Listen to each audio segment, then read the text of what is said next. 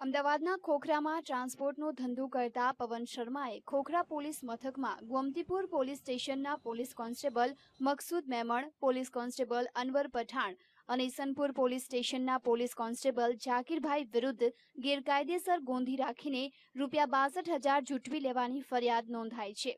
પવન શર્માએ આ વાત ટેપ કરી છે કે પોલીસે પોતાની વગનો ઉપયોગ કરી તેને ખોટા કેસમાં ફસાવીને ગુનેગાર બનાવી દીધો હતો।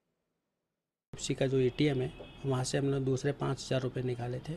निकाल के हम लोग जैसे ही चले ऐसे आगे थोड़ा आगे जाके चाय की किटली पे मकसूद मेमन और कांस्टेबल अपने अनवर पठान अपने गोमतीपुर पुलिस स्टेशन का, और इन दोनों ने मेरे को रोका। वहाँ पे रोका, अब उल्टी सीधी गालियाँ बकने लगे वो लोग मेरे को।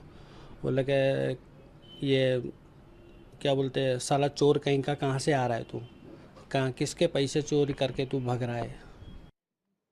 2 માર્ચ 2013ના રોજ પવન શર્મા સાથે આ ઘટના બની હતી અને તેને સાબરમતીના કેસમાં જેલમાં મોકલી દેવાયો હતો।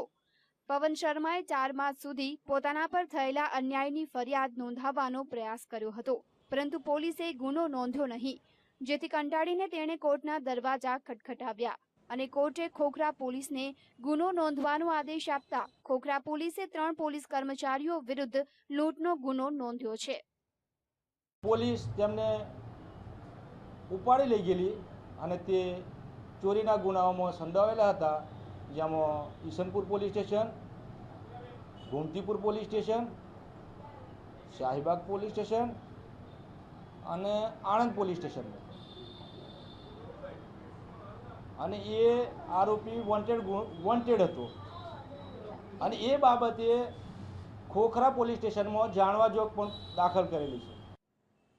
પોલીસ કર્મચારીએ એક વ્યક્તિને ગુનેગાર બનાવી દીધો હોવાના આક્ષેપના કિસ્સામાં પવન શર્મા વિરુદ્ધ અગાઉ ગુનો નોંધાયો હતો, જેથી પોલીસ પણ પવન આરોપી હોવાથી પૂછપરછ માટે લાવ્યા હોવાનો બચાવ કરે છે, જ્યારે પવન શર્મા અદાવતમાં પોતાને ફસાવ્યો હોવાનો આક્ષેપ કરે છે, પણ આ આક્ષેપબાજીમાં પોલીસની છબી ફરી એક વખત ખરડાઈ છે।